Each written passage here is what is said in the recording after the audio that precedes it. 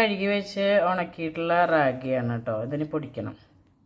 ഇതാണ് നമ്മൾ പൊടിച്ചെടുത്ത റാഗിപ്പൊടി കേട്ടോ. ഞാനിത് ഈ ഗ്ലാസ് കൊണ്ട് ഒരു 3 ഗ്ലാസ് പൊടിയാണ് എടുത്തിരിക്കണേ കേട്ടോ. 3 ഗ്ലാസ് പൊടി. അതേപോലെ ആ ഗ്ലാസ്സിൽ ഒരു 3 ഗ്ലാസ് വെള്ളമാണ് കേട്ടോ ഒഴിക്കണേ.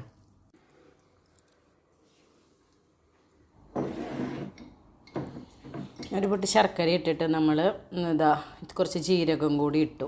ആവശ്യത്തിനുള്ള മധുരം വേണമെങ്കിൽ ഇടാം. കുറച്ച് നുള്ളു ഉപ്പും കൂടി ഇട്ടിട്ട് നമുക്ക് നന്നായിട്ട് കുറുകി വരണ പോലെ, നന്നായിട്ട് കട്ട ആയ പോലെ തന്നെ നമ്മൾ ഇളക്കി വേവിക്കണം കേട്ടോ. ഇത് നന്നായി വേവിച്ചാൽ മാത്രമേ ടേസ്റ്റ് ഉള്ളൂ.